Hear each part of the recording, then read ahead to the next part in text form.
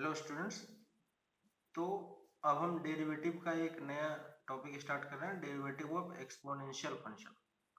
ठीक है, तो एक्सपोनेंशियल फंक्शन से हम ऑलरेडी जानते हैं किस टाइप का फंक्शन होता है। जैसे हमारे पास एक फंक्शन है y equal to e to the power x, है ना। तो एक्सपोनेंशियल फंक्शन इस फॉर्मेट का होता है और इस टाइप के फंक्शन का हमें ग्राफ भी पता है। ई टू द पावर x का ग्राफ कैसा होगा, इस टाइप से फंक्शन इंक्रीजिंग होता है। ये पॉइंट कितना हो जाएगा, 0,1।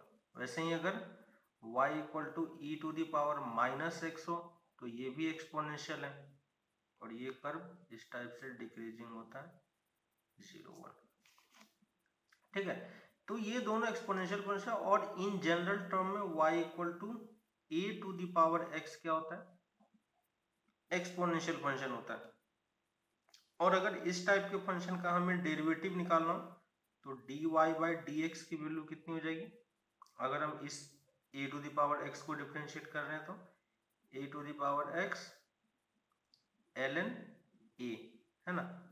आपको ln के बारे में याद होगा कि ln a हम डेरिवेटिव इसका ये होता है क्योंकि हमने बेसिक फंक्शन में इसको इंक्लूड किया था, है ना। अगर हम यहाँ पे a की वैल्यू को e के इक्वल कर दें, है ना, तो ये इस फंक्शन में कन्वर्ट हो जाएगा।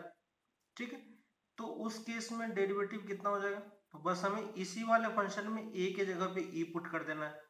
तो dy by d x of e to the power x और ln e की वैल्यू कितनी हो जाती है, 1।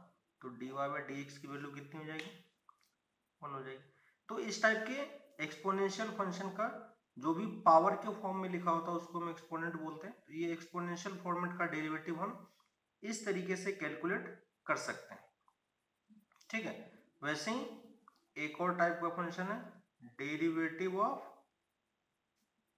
Logarithmic function.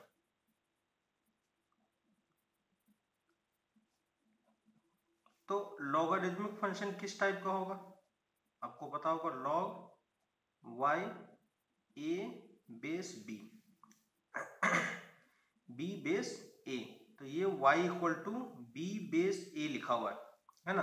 तो यहाँ पे ये क्या होता है, b एक नंबर होता है, ठीक है, ये क्या होता है, बेस होता है ना।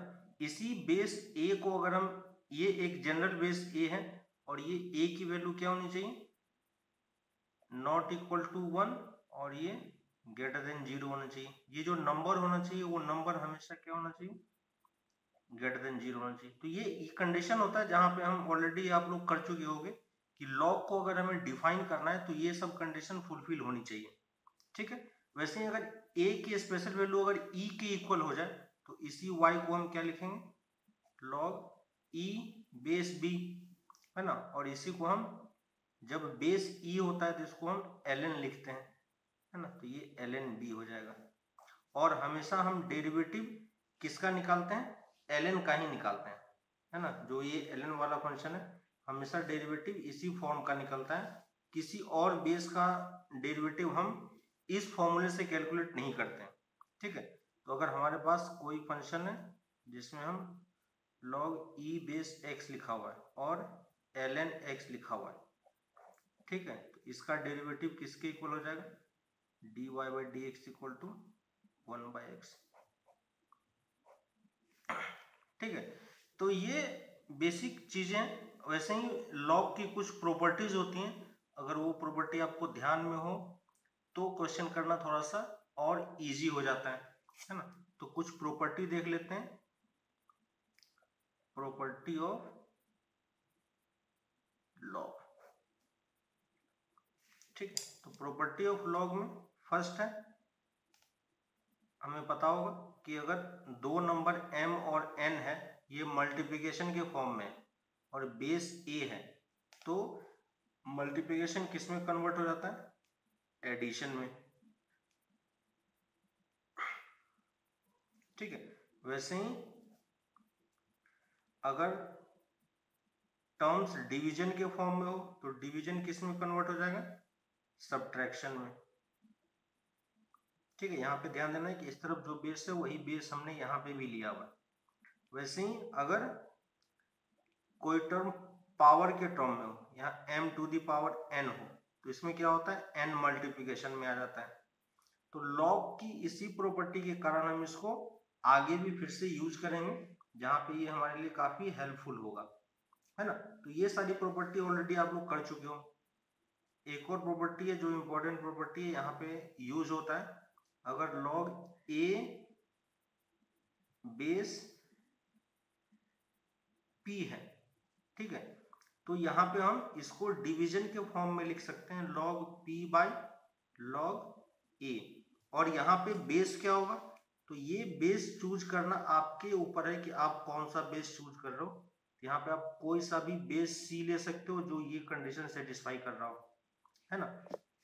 अब देखो कि अभी जस्ट हमने बोला कि डेरिवेटिव हम सिर्फ ln e वाले बेस पे ही कैलकुलेट करते हैं, लेकिन अगर मान लो कि हमें ये फंक्शन दे दिया है, एग्जाम्पल के लिए y equal to log 10x दे दिया है ना, तो 10x का हम डेरिवेटिव कैसे कैलकुलेट करेंगे, तो क्या हम dy बाई dx की वैल्यू dy by dx equal to 1 by x लिख सकते हैं। तो अगर हम ये लिखते हैं तो ये क्या होगा, एक्चुअली में ये गलत होगा। क्यों, क्योंकि जब बेस e होता तब हम ये 1 बाई x लिख पाते, है ना, तो इसका डेरिवेटिव हम डायरेक्टली ये नहीं लिख पाएंगे। तो इस केस में हम क्या करेंगे, यहाँ पे पहले हमें बेस e क्रिएट करना होगा, और इसके लिए हम यहाँ पे यही प्रॉपर्टी यूज करते हैं। तो यहाँ पे देखो प्रॉपर्टी ये था कि ये दोनों डिवीजन के फॉर्म में आ जाता है, तो इसको हम log x बाई log 10 लिख सकते हैं, है ना। और यहाँ पे अब हमें बेस हमारे ऊपर खुद से चूज करना है, तो हम कौन सा बेस चूज करेंगे, बेस e ही चूज करेंगे, क्योंकि ये बेस e चूज करने से फायदा क्या है कि इसका हम डेरिवेटिव कैलकुलेट कर सकते हैं। तो ये y की वैल्यू हो गई। अब ये नीचे वाला टर्म अगर आपको दिखाई दे रहा हो तो ये क्या है, एक्चुअली में एक कांस्टेंट टर्म है। तो अगर हम यहाँ पे dy बाई dx कैलकुलेट करें तो ये कांस्टेंट टर्म है, तो इसको हम बाहर लिख सकते हैं log e बेस 10, और अब इसका डेरिवेटिव कितना हो जाएगा 1 बाई x, है ना। तो यहाँ पे ध्यान देना चाहिए कि अगर यहाँ पे बेस 10 है तो उसे हमें पहले बेस e में कन्वर्ट करना पड़ता है, और उसके बाद इस तरीके से हम इसको डिफरेंशिएट करते हैं, है ना। तो ये बेस लॉग की बेसिक प्रॉपर्टी है। प्रॉपर्टी हमें ध्यान रखना है, ये सारी चार प्रॉपर्टी जो है ना, यही और यही सिर्फ चार प्रॉपर्टी होती है, माइनस वाली कोई प्रॉपर्टी नहीं होती। अगर किसी ने ये लिखा है log a m minus n, तो हम इसको इस तरीके से log a m minus log a base n कभी भी नहीं लिखेंगे, है ना। तो ये चीज क्या है, बिल्कुल रॉन्ग है। तो प्लस माइनस में log जो है वो अलग अलग ब्रेक नहीं होता है, सिर्फ मल्टीप्लिकेशन डिवीजन पावर के फॉर्म में ही हो तभी हम उसको log यूज कर सकते हैं। तो इस वाले फॉर्मेट में कभी भी हमें log को इस तरीके से यूज नहीं करना है, ठीक है। इसके अलावा जो कुछ भी है वो सब चेन रूल, प्रोडक्ट रूल के बेसिस पे ही क्वेश्चंस वगैरह आपको दिए हुए होंगे कि कैसे हम कैलकुलेट करते हैं, है ना। तो हमें बस ये ध्यान रखना है कि ये सब चीजें फुलफिल हो रही हो तो हम क्वेश्चन को इजीली सॉल्व कर पाएंगे। इसके बाद आप एक्सरसाइज 5.4 को कंप्लीट कर सकते हो, है ना। एक्सरसाइज 5.4 जो है इसमें 8-10 क्वेश्चन है, तो ये सारे क्वेश्चन आप इजीली कंप्लीट कर पाओगे, ठीक है। एक्सरसाइज 5 आप कंप्लीट कर लेना। सिंपली एक्सपोनेंशियल और लॉग के बेसिस पे जितने भी क्वेश्चन है यही सारे क्वेश्चन है, और यही सारे क्वेश्चन आपको फिर से अलग अलग फॉर्मेट में दिखाई पड़ेंगे कि कैसे हम इसको सॉल्व करते हैं, है ना। तो कभी भी हमें इस टाइप के फंक्शन को